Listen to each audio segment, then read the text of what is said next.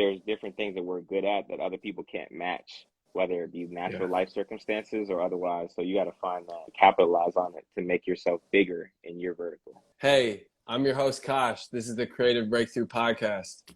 This podcast was created to give artists the codes to build audiences, cash flow, and make a living doing what they love. Ultimately, the goal is to eliminate the starving artist. And on today's episode, I have this man right here, Nikon Poppy, also known as Wieldy Civil. That's me.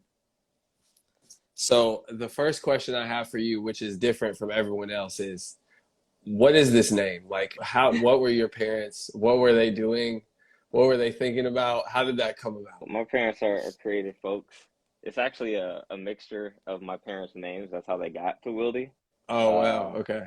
yeah, so like me and my siblings, we all have that E sound at the end of our names. And my Yeah. father's name is Wilfred. So All right. they just threw the D in there and we got Will D, and then here I am. So, What have you heard? What do people say when they try to pronounce your name? oh man, I get Wildy all day. I get Yeah. Willity. I'm like, man, I didn't know it was that hard. I started sending my email signatures with the pronunciation breakdown after my name, Yeah.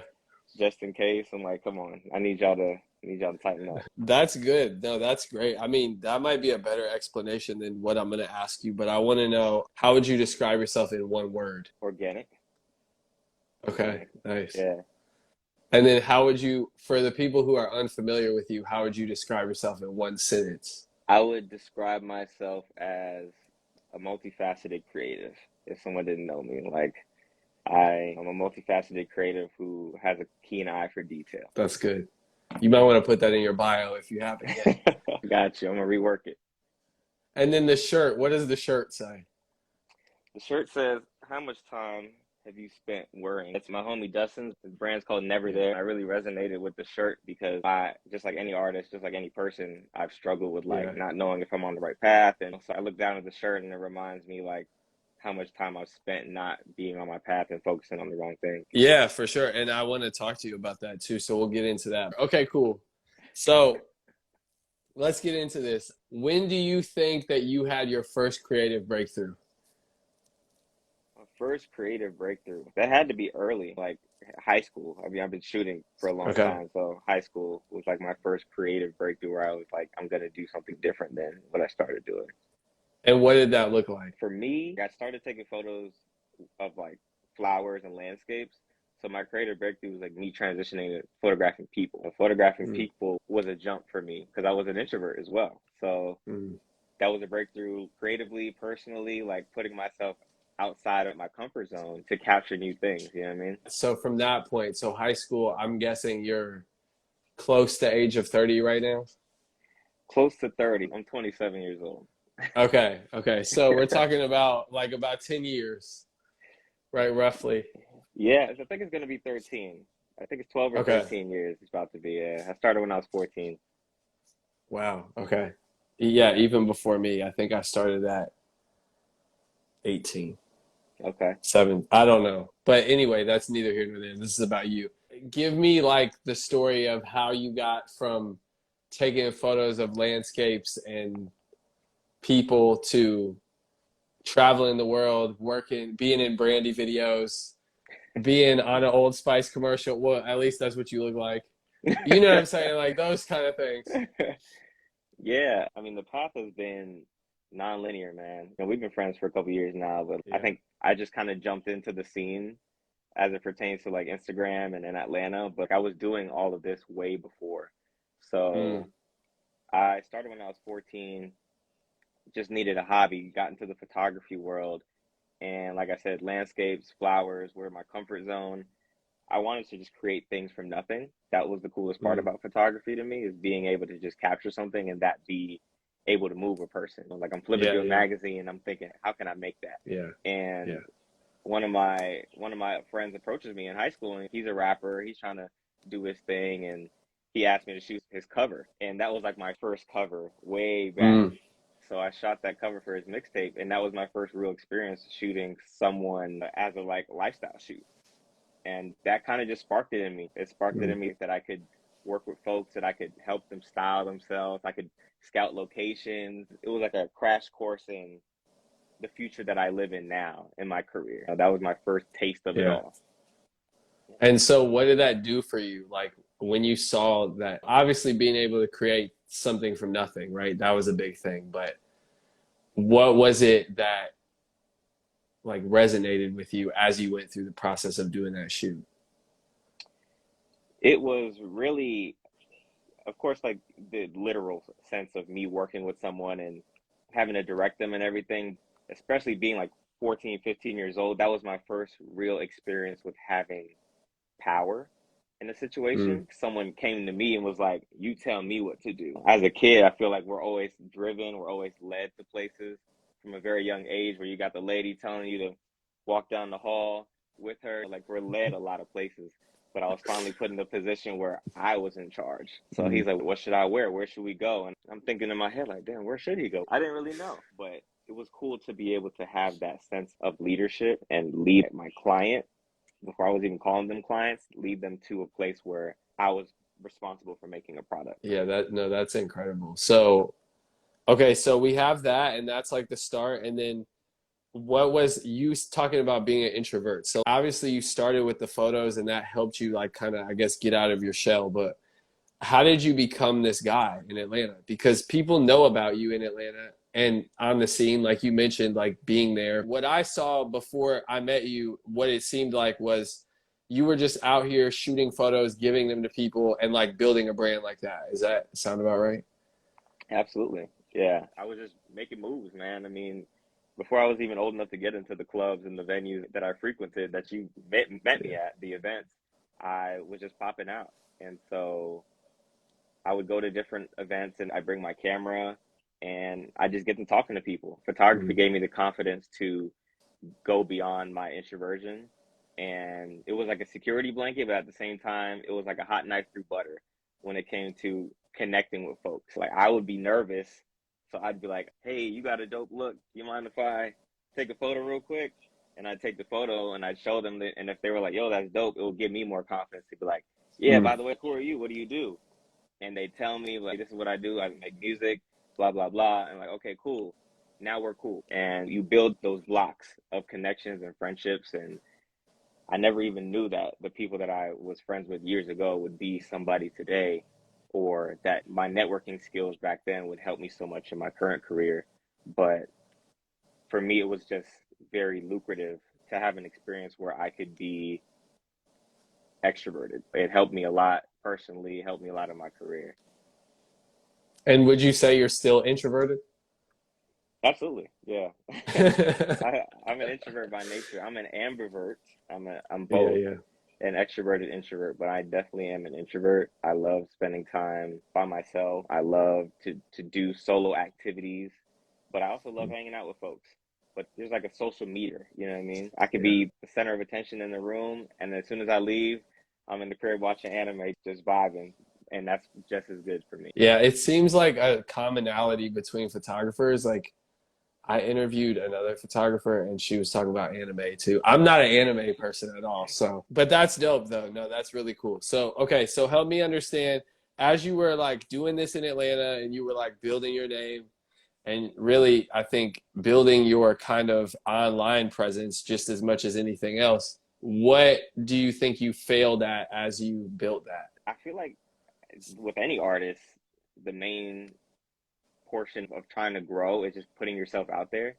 So as much as I could talk about how I overcame that introversion and stepped outside of myself and did great work and great networking things, I was still very much in that box. Like I wasn't the person who was going to go the extra mile in a lot of situations to make more connections. So for example, when I get emails, like emails give me so much anxiety, and it was even worse when I was younger. There's probably so many opportunities that kind of just sat in my inbox because I would see an email and I'd be like, oh, God, like I don't know if I can reply to this. There's a lot of words I don't know. There's a lot of business acumen I haven't accumulated yet, and I just let them sit there. I've said it before on a previous panel I spoke on, but you don't really have the luxury of being that way as a creative. You don't really have the luxury Mhm. of being Yeah. introverted, be staying out the way, because people come to you for that strength as a creative. They come to you for the opportunity to be greater than who they are in this moment. So if you're both introverted, nothing's going to get built. But if you can find in yourself to step outside yourself and be the person that they're looking for, then you can help them do the same. And that's how you create great art. Yeah. How do you, so I want to circle back on that email point a little bit. By letting it sit there, you were making a decision that you weren't going to do it. Right. So what was it that you were most hesitant about or most afraid of? I mean, a little bit you talked about like business acumen, but it was like, if I say this, then I'm going to not get this. If somebody's reaching out to me, like, what was that? Yeah. So I think it was what I was talking about earlier about shooting the mixtapes. Like you're being put in Mm, a position of power because a lot of times when a client approaches you, they're looking to you for, as an expert. I need this done. Tell me what it is. And if you don't know, you have to look it up. But then there's that anxiety of, am I saying the right thing? Am I capable for doing this mm, job? Like applying for a job on Indeed or LinkedIn that you don't necessarily have the skill set for. You want the money, but can you create the product that they want? Are you the person that they need? And so that's where that anxiety kind of came from. I want to do the studio shoot. We're gonna need 3 photographers. We're gonna need lighting. We're gonna need X, Y, Z. And I'm like, I don't know if I can do that, man. The money sounds good, but the anxiety outweighs the opportunity. So I had to get over that. I had to really step into my confidence as a creative and get over that fact of running away from emails, running away from opportunities that felt bigger than where I was currently at, and respecting that they came to me for a reason and leaning into that. it was where you were supposed to be. It was right on time, whether you believed in yourself or not, right? It was like, we're not offering you this opportunity because we don't think you can do it. Yeah. That wouldn't be an email, right? So how did you step into that confidence? What did you do? What changed? One thing I like to do is over the years, I've done a lot of personal shoots. Like I tried to put Yeah. together campaigns earlier in my career, even in high school. Like a lot of things that people do now, I did when I was younger. And so that's why you don't see me doing some things that people suggest. Like people are like, you should have a team of models. You should have like a little agency. I'm like, bro, I had a team of models in high school. This is stuff that I don't talk about because this is all before y'all knew me. I had a team of models. We would put together like photo concepts and campaigns. I did an all denim concept where I shot all women in their favorite jeans. It Mm. was called Femme Denim. I've done different projects where I shot streetwear in nature when I was younger. This is between like 14 and 18. So by the time I was 18 to 21 going to the city, I had like already done that. I was burnt out on doing those kinds of things, but that helped me build confidence. If I did it on my own and if someone called me and was like, yo, I want to do a concept where I shoot jeans or I shoot like a lifestyle concept or campaign, I'm like, bet, I've done that. My mind is already in a place where I know that's something I can accomplish and I know I can do it for you now. Yeah, no, that's just, so it's like creative confidence comes from execution. Absolutely. Yes. That's Yeah. perfect. What age are we at this point when it's like, okay, Nikon Poppy is starting to become a name that people recognize in the community of doing X, Y, and Z? Where are we at this point? What year is this? How old are you? Well, I've come so far, I think, in a fairly short amount of time. Because I mean, when we talk about when you first pick up something, it's a lot different Yeah. than when you first start taking it seriously. So, starting picking up a camera at 14, really running a business post high school at 18 to 21, and then really hitting my stride as Nikon Poppy probably around 21 to 23-ish. And now you could say for the last 4 years, strong 4 or 5 years, I've been this person, this figure, this persona who's grown the talent in this creative space to be whoever I want to be, but I still have so much more to do. Like I Yeah. want to go further because content is now such a viable career. And it wasn't Yeah. when I was growing up. Like when I was a kid, it was like, okay, I'll be a photographer. I had aspirations of working for Nat Geo and things like that. But as I got older, and I'm sure you can Yeah. just attest to this on your own, the Yeah. world has opened up to us, man. Like you could be a content creator full time. I don't even have to work gigs for Yeah. clients. I could just be on the gram doing content, and that's a career. I could do creative consultation because I've done so many jobs. My client list has gotten so long over the years. I could do that. But I don't just do it for the money and I don't just do it for the status of being a more well-known Nikon Poppy. Like I do it because I enjoy content. So I do Yeah. continue to take on gigs and take on new opportunities that I've never done or things that I haven't done in a while that I want to revamp.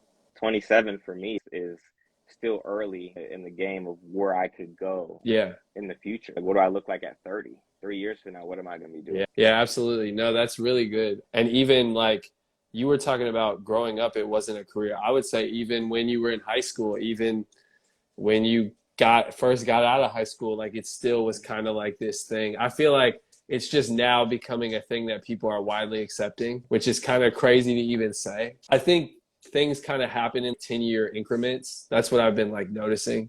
So this might have started 10 years ago, like heavily, but like people didn't really accept it Yeah. for 10 years. So you kind of have to find like where that edge is for you. And I mean, obviously we both were able to find that, which is dope. So I want to understand, because you talked about that long client list and being able to like coach other people or mentor them or consult them, right? It's like, what strategies or systems did you use to acquire those clients and to build the career that you're building?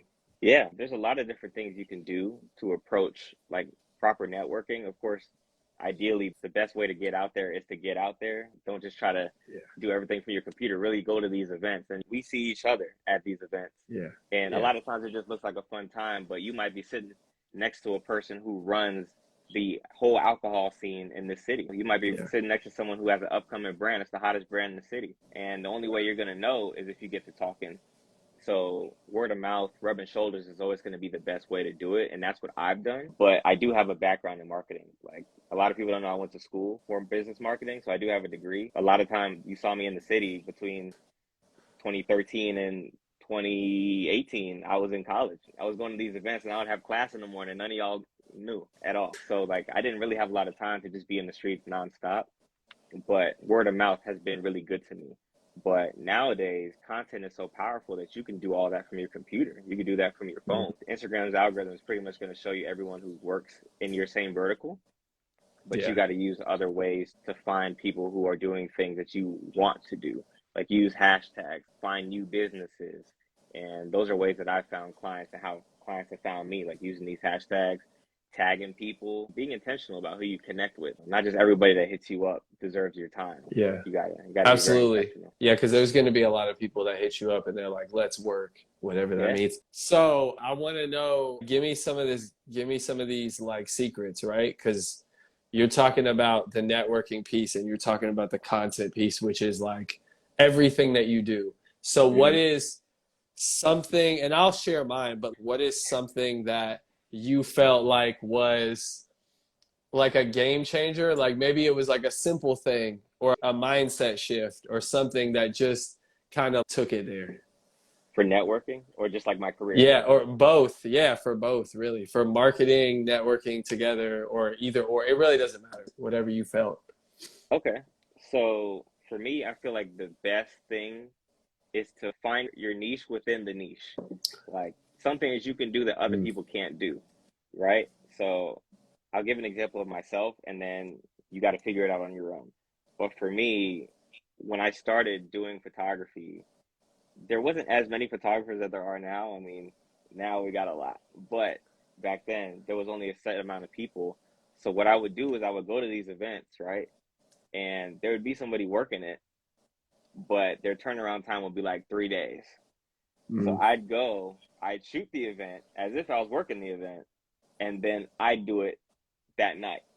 And then I'd send it to the client before they even got a chance to get it done. Or if I couldn't get it to the client, I would send it to the people that I made friends with at the event. So before they even had their event photos done, my content's already circulating in the market.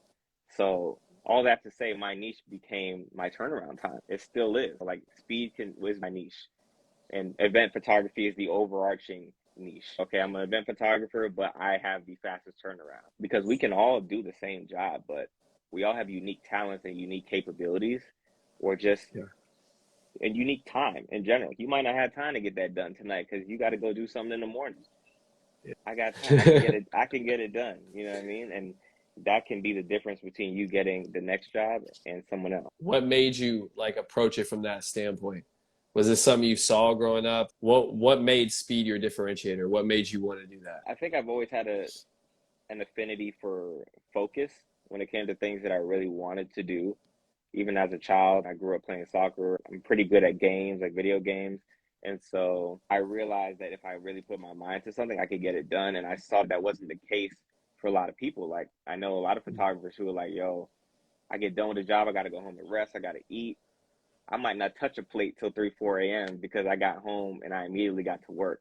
Like I had class in the morning. Y'all went on to the next after hour spot. I went home around 11 o'clock and I stopped editing at 3 a.m. because I sat at the computer for 4 hours straight knocking out those photos. But that's not everybody's mindset. And that's not any shade, but I just think that not everybody can sit there and do something the way that you're going to do it. Like you can sit there and just knock something out. That focus was my superpower at that time and still is. So there's different things that we're good at that other people can't match, whether it be Yeah. natural life circumstances or otherwise. So you got to find that, capitalize on it to make yourself bigger in your vertical. Yeah, no, that's great advice, man. Thank you for sharing that. I feel the same way with focus. Like I can just go and not even eat. It's scary. It's like, Yeah, yo, you need it to is. eat. Like you're tripping. Is there anything else that you would share, like in terms of just if we want to talk about content, right? So we're talking about speed, right? And my opinion is for what you're doing, speed is really important. But I Mm-hmm. think what I tend to share when I consult creative people is they tend to think that they can't put an old piece of content out or it's old to them. And I'm Mm-hmm. like, bro, nobody's ever seen it.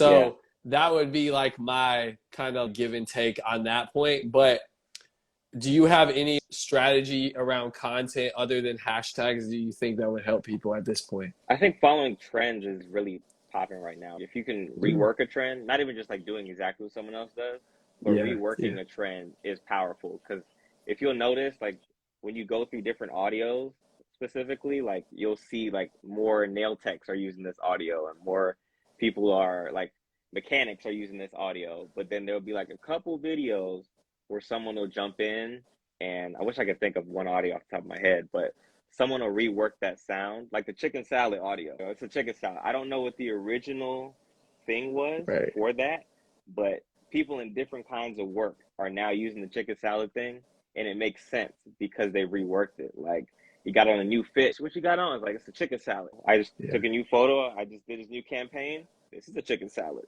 So you have to be adaptable. Like you have to be versatile in the way that you think about your content. Just like what you're saying about reworking old stuff that no one's ever seen. It's not just posting it, but being able to analyze a new audio and be like, let me chop and screw this to make sense in this new market. Because that audio that you used last month, it might not be it anymore. But today you can rework that into a whole new thing. You can really use the same video 4 times with different audios and chop it different ways. yeah, That's the world yeah. we live in right now. Yeah, no, that's really good. And also, what I've seen is I like to do 3 month, like a 90-day thing. So if I posted it 90 days ago, I can post it again. So I Yeah. just go back and I look at the content that performed really well. And I'm like, yo, 90 days ago, this did well. Or maybe it didn't. And I can just post it again and see if it does well. Right.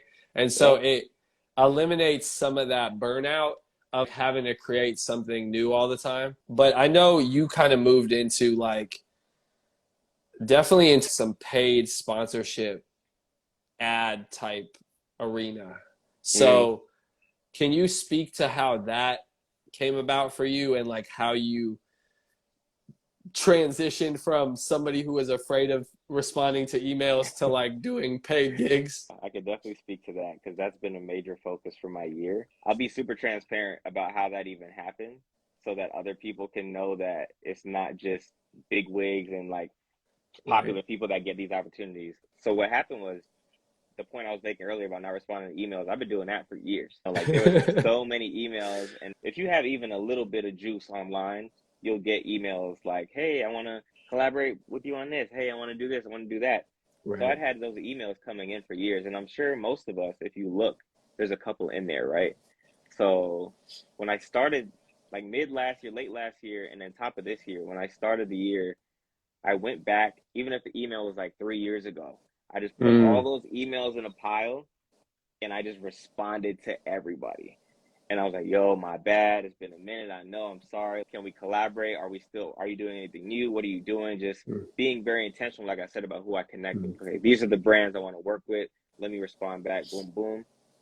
A couple people hit me back. A couple mm, people hit me back. I'm talking about 2 years mm, ago. They're like, mm, yo, no worries. I understand how it is. Anxiety, boom. Yes, we're doing another campaign. Let's connect. Let me get you in touch with boom. And we made it happen. mm. So now I'm connected with these brands and I started doing campaigns with Goldie Nutrition.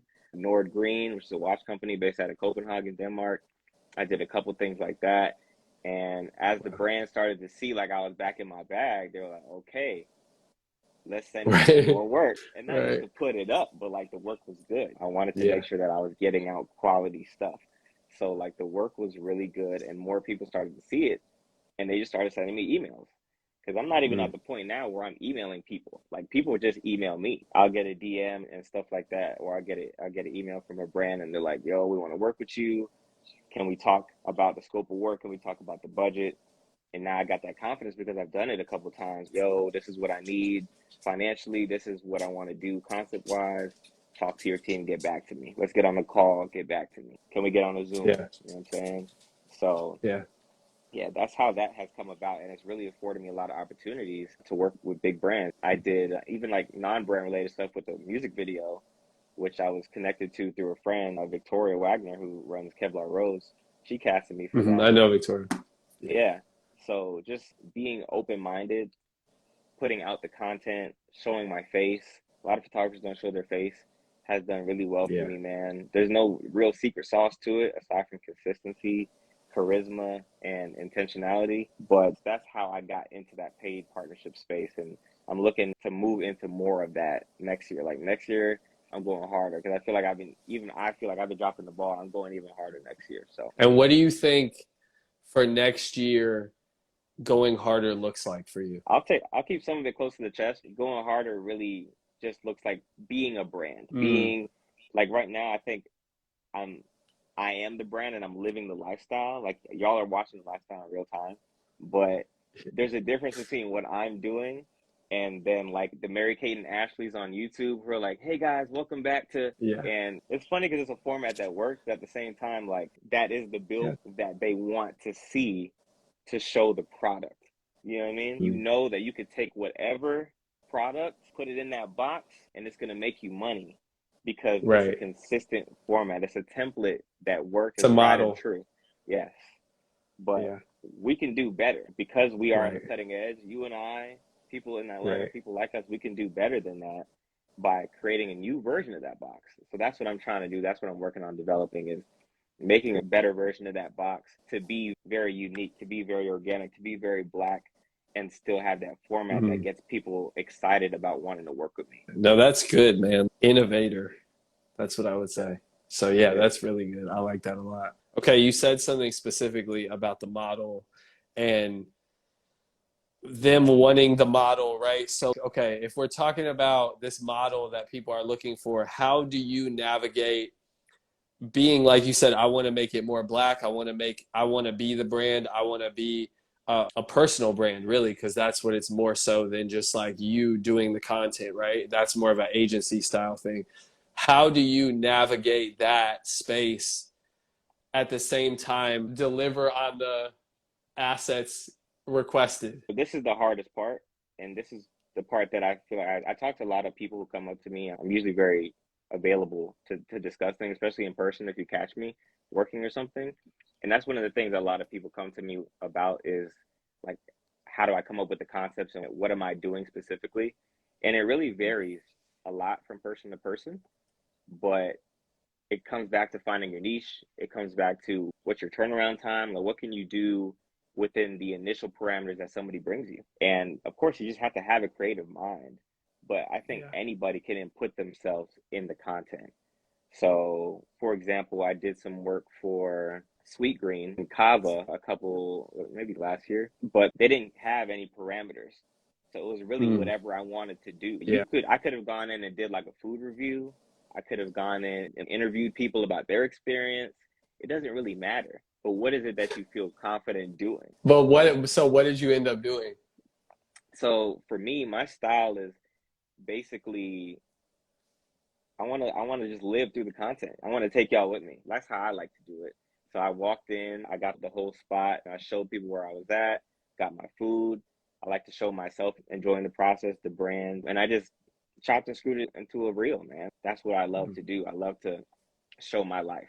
I don't like it to feel too corporate, too sterile, but it could be anything you want. If you're a specific kind of person, put yourself in there. If you're a music artist, find a way to put the music in there. Maybe make the score. for the real. Yeah. Maybe you take it back home and you're eating while you're playing your instruments, or like there's multiple versions of you and they're doing different things. And one of the versions is eating some sweet green. I can't tell you what that is. I can't tell you what that special sauce is going to be, but I can tell you that's what's going to make the difference between them going to you and going to the next guy. Like, not everything has to be super, like when I talk about being very black in my content, not everything has to be like super, everything is about the black person. It doesn't have to be that for them to understand like people of color matter. To them to understand that Atlanta is a unique market because we have black voices and because we have black content. It's not about making it so we're boxing everybody else out, but just showing that it doesn't have to be cookie cutter Mary-Kate and Ashley. It can be unique. Yeah, I love that that's your reference point. I was gonna say Hollister Billboard, but yeah. But even them too. And so this is something that I try to consult and tell people is like, everybody is looking for the allyship with black people.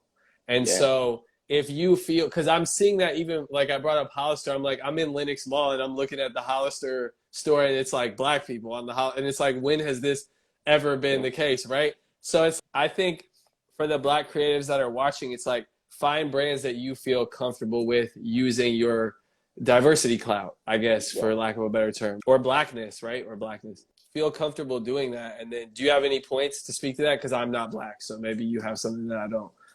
For sure. That is very important.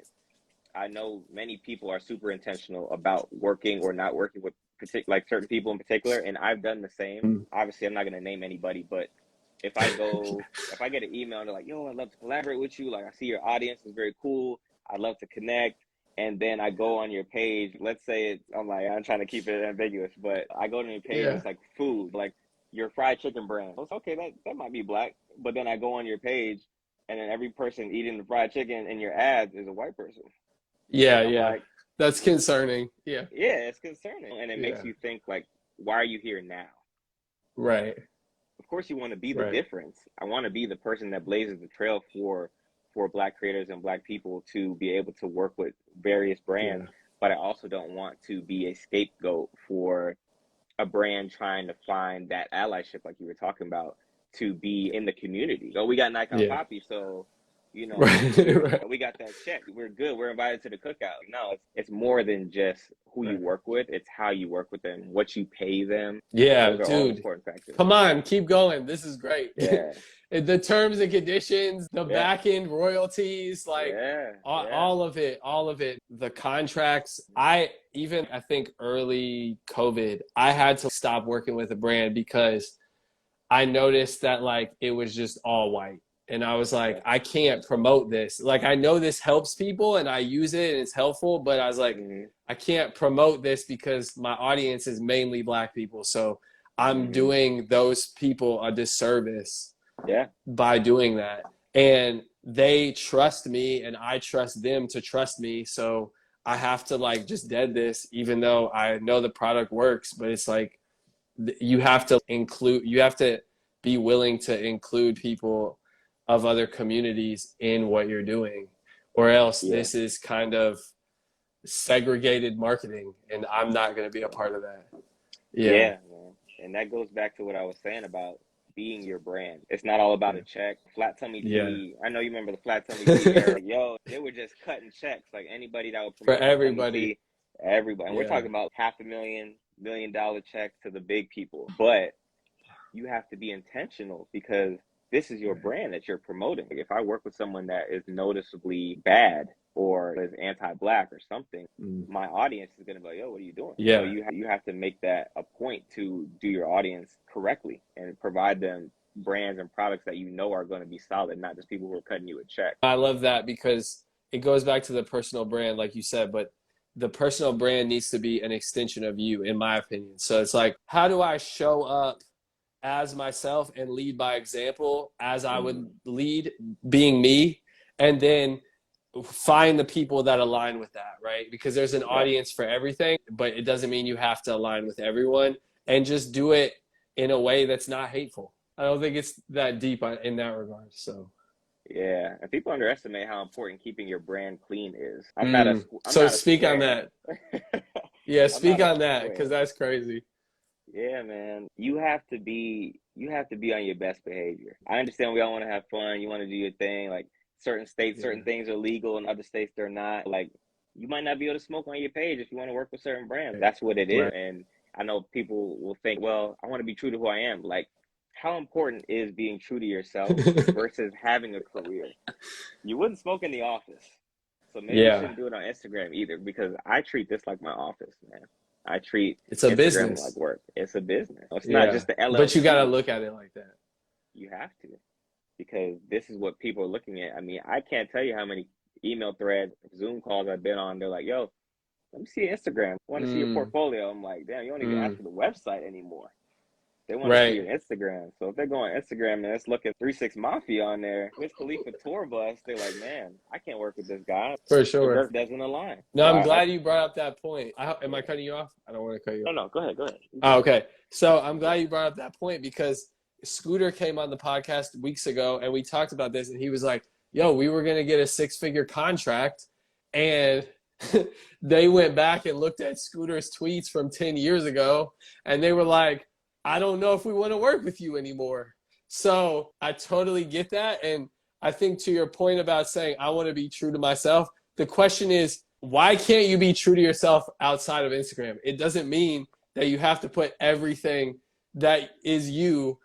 I mean, I wouldn't recommend anybody does that, but you don't have Yeah. to put everything that is you on Instagram, right? And even when you talk about these social media things and they're not even looking at the website, that was a post that was like real controversial for me. I was like, you don't need a website anymore. And people were like, yes, I do. And I was like, okay, if you Yeah. do, if it works, then don't break it. But a Mhm. lot of people don't need it. So I'm glad you said that.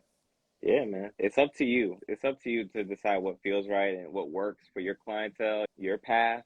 You might not Yeah. need a website, but that's even more reason to keep it clean. If you don't have a website Yeah. and this is the first place they're coming, make sure that they see what they need to see. Yeah. Yeah. Okay. So I only have about 2 more questions for you. The All first right. one is, what do you think is the biggest misconception that Black creatives have about the type of work that you do, like creative work? I feel like content creation as a whole is very, in general, misconceived, like to Mm, what it is that we do on a regular basis. A lot of people get into the space and immediately they're thinking like, who's the biggest artist I can work with? And that's not how you mm, stay in the game. That's not really where you make money. Like, how many free jobs do I have to do for a celebrity before I get rich? And the answer is zero, because it's not going to happen. I can tell you that right now. Even if you land the biggest artist, you're not going to get yeah. rich because it's not about who you work with, it's how you're working with them. Mm, That makes all the difference. There's a reason why you, as a photographer shooting for the biggest artists in the world, get paid this much, and the person that might dress them, the person that drives them, the person that manages them, the person that books them for a venue are all getting paid like this. And it's because the respect for what you do is mm, minuscule. It's not the person you're working for, it's how you evolve your craft. What are you doing? And that's what I had to do personally. So I know a lot of folks will meet me and they're like, "Oh, you're that photographer guy," and I have no problem with people perceiving me as that, but I also have yeah. to keep in mind to remind them like I do content creation and marketing. That's where I've grown to because it's not just photos anymore, man. I Right. work with brands. I work with people who need help building a brand. That's way beyond just taking a few photos and sending it to you on Google Drive. I can help you. I can help you post this. I can help you take the photo. I can help you edit the photo. I can help you post the photo.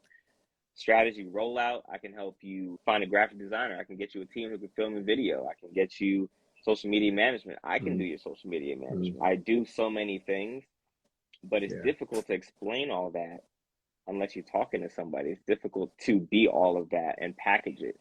So that's a challenge that I'm currently trying to overcome. Is like, how do I explain all that I am while also not putting myself in a box?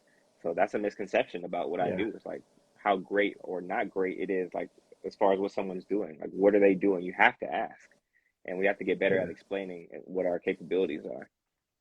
You take that one sentence that you told me in the beginning of this podcast and you put that in your bio. And then everybody knows But no, but for real though, like I'm so glad that you said that, and that was just like bars, man. Like real. I just wanted to mute myself so you could keep talking because it's building complementary skills and then being able to communicate what you do in a elevator pitch, like a one sentence, so that people understand what you just said. I can do this, but I'm not just this, right? And I love that you brought that up because it's really what I see. And I saw this recently and it made me laugh. It was like, I went on somebody's Instagram and it was like their titles and it was like singer, songwriter, doula. And I was like, that's really confusing. I don't know if you do music or you help children get born. Right. So, but I see that so often. I see so many creative people just like listing their bullet points on their resume in their bio. How can I expect you to be an expert at marketing and content creation if you're telling me that you cook, you bake, you paint, you flip on trampoline, like you're all these things? It's like, how do I know what you actually are? And so I'm really glad that you just brought that up. It's just really helpful, I think, because people don't think about that enough. Yeah, no, I appreciate that. I think it is an important piece of the puzzle. You could pick anything that you want to do, but the best thing that you can do once you have that is learn how to explain it, Yeah, because that communication. makes all the difference. Yeah, it makes all the difference. The elevator speech, the elevator pitch of who you are, but not corporate, really who you are. You get Yeah, that question from time to time, and I feel like it always throws us off. Who are you? yeah, What do you do? And you're like, I don't yeah. know. I You do know, I so could, many things. yeah, I don't know. So getting better at mixing that into a legitimate sentence that makes sense, whether it's one sentence or a paragraph that you can just spit out on command, Yeah. that makes a difference between someone knowing who you are and not. Yeah, facts. And I think also, like you mentioned in the beginning about niche, it's like people come to you for that niche. So you're like, I don't mind people calling me a photographer, but I have these other skills. But the what I've seen happen a lot in creative industries is, yo, if you come to me and you trust me to do this and I do it right and I like show up for you and I make it happen, then usually you're gonna ask me like, so how can you do this too? Can you get Mm-hmm. me that also? Can you also post the photo and not just send it to me on Google Drive, right? So yeah, man, just thank you again for sharing that. My next question though is, how do you make money doing what you love? Like, this is a general question, but it's Mm-hmm. also pertains to you directly. Like, how do you make money? Yeah. Like, Well, just giving people some like ways to think about like different revenue streams, basically. well, if you're gonna make money as a creative, the first thing you have to do is monetize your skills. What are my Mm. skills and how do I monetize it? And then how are you going to charge for that? So for me, it's I work very fast. So maybe charging hourly isn't the ideal format for me to make money. Yeah. But other people, it's like maybe their work takes a long time. So you do want to charge hourly. But it can vary. It can vary greatly when it comes to content creation. So I make reels, I do photo shoots, I do consultations, and all of those things can be charged hourly for. So I can invoice people hourly based on the projected amount of hours that work would take.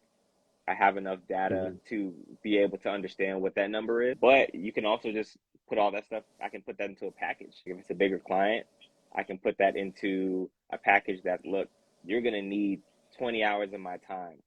And I can give you I can give you a photo shoot, I can give you a content rollout in that period that we're working together. I can give you a consultation call twice during that period. Like putting it all together, that's important when you're knowing your clientele. Like maybe your clients don't want that, maybe they do.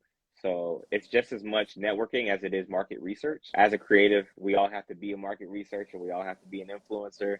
You got to be a good networker because all these skills pertain to me making money. Like it comes back to how I can charge people for my time. What is the product that I can provide and what that costs, what it's worth, and that scales with experience as well. Right, right, right, right. Yeah. It sounds like definitely knowing your worth, but also putting together an offer that is relatable to the person that you're trying to get as a client. Absolutely. Yeah. To further answer your question, when it comes to like brand work, like if I'm doing a brand partnership for Instagram, I like to have like a formula where I Mm, attach a cost to each piece of the ask. So if the scope of work is we need a video, like we need a reel, we want some photos, so we need a gallery, we want you to write copy, we want you to be exclusive with us for a month, 2 months. What is the value of each of those pieces of your service that you're providing? And like I said, that number is different for everybody. It changes with experience, it changes with the level of difficulty, but that's a great way that I found to break down very large emails and conversations into very smaller, more manageable pieces. Lowers your anxiety, lowers the stress, Yeah. and makes it make sense for future conversations, because it's really not about making money. You're not going to get rich off of one client. You're not going to get rich off of two clients. It's not about who you're working for. No matter how big the client, it's about how you're working with them. So I like to make it make sense for down the road. Okay, I'm going to charge you $100 for this reel, $200 for this gallery, $100 for that copywriting, so that I know 2 months from now or 6 months from now, we work together again. I can pull that formula back up and either charge you the same because I'm the same, or scale it based on my experience and my new connections, my new client list, and such and so on. You know what I mean? That keeps you together. It keeps things in order. Yeah, no, that is bar none, bro. That is great. Like people need that. That's really helpful info.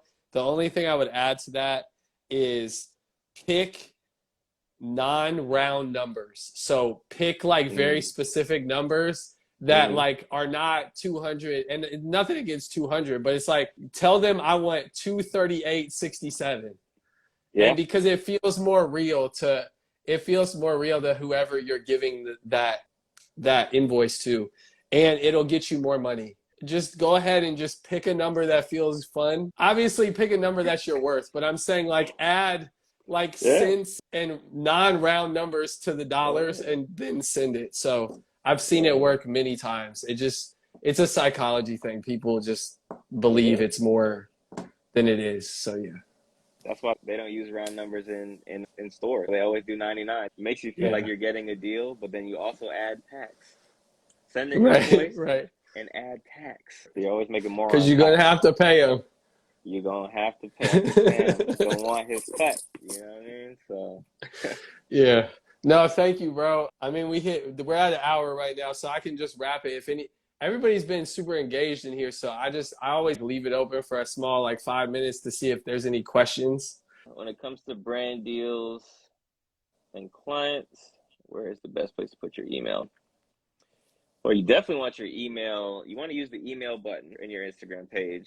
I like to put it in the bio as well, because common sense isn't common. If you have a website, put it on there too, and then also have a contact page. And yeah, that's like the best way to just hit them over the head, man. Hit it over the head. Just make sure it's in as many places as possible without being overwhelming. But those places that I just mentioned are the best places, and everyone that needed to find me has found me.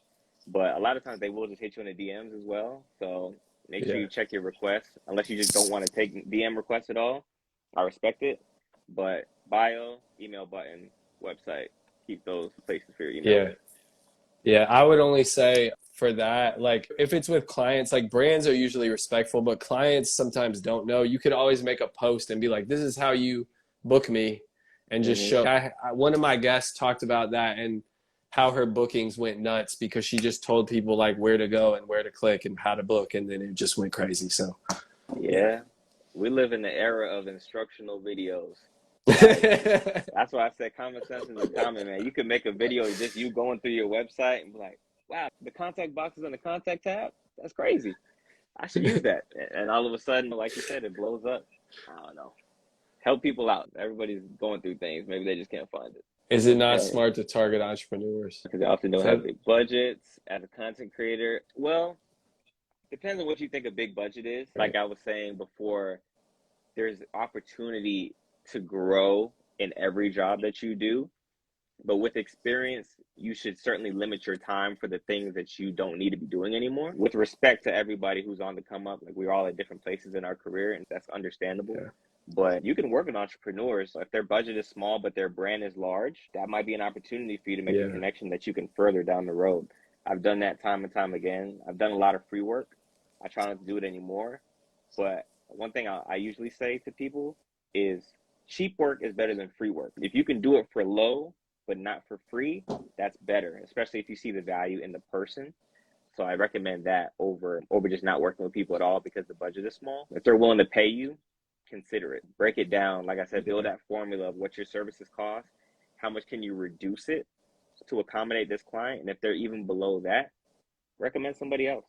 A lot of people find it very helpful to do something in good faith like that. Pass it on to a homie that you know that is in their price range, and that at least they'll know that you were helpful and that you have the know-how to connect them with other people, and that you will not lower your price beyond a certain point. People respect that. So keep that in mind. Yeah, don't lower your price. It can only go up. But I think that's great. I think that's great advice. The only other thing I would add is there's always somebody who has the budget that you want in whatever niche that you're working in. And For sure. that might be you have to find them, and how you might find them is going to events and finding that person, or maybe running Facebook ads and targeting specific people. There's ways to do it, and there's people who have the budget, but I would challenge you to shift your thinking. That's what I would say. So I can wrap it, unless you want to say anything else. I mean, if you want to tell us where people can find you outside of Instagram. Yeah, I mean, I spend most of my time on Instagram, but y'all can follow me. I'm on Twitter. I'm on Facebook at Nikon Poppy. I have a website, Civil Creations. My last name is Civil. My name is Wildy Civil. So my business is called Civil Creations, and that is the umbrella for all my content creation and marketing services. And yeah, just reach out, man. If you need me for something, or if you just want to connect, send me an email, shoot me a DM. Email is better if it's work, but really happy that y'all jumped in. I'm happy that I can answer a couple questions, and hopefully I answered questions earlier in the conversation that people didn't have many at the end. But yeah, I'm grateful for the opportunity to get on here with you, Kosh, and thank you for having me on, man. It's been great. Man, thank you for coming on. So once again, this is the Creative Breakthrough Podcast. I'm the host, Kosh. And if you want to stay in tune with these conversations, they come every Wednesday at 7 p.m. Eastern, but they will drop on all platforms on Mondays. And if you would like to listen, you can either join us live, so you can follow me on Instagram, or you can subscribe to the podcast. Creative Breakthrough is on all platforms. So, yo, Wildy, thank you. Absolutely, bro. Appreciate you, though. Peace and love. Happy holidays. Be safe. Give the family my love. I'll talk to you soon.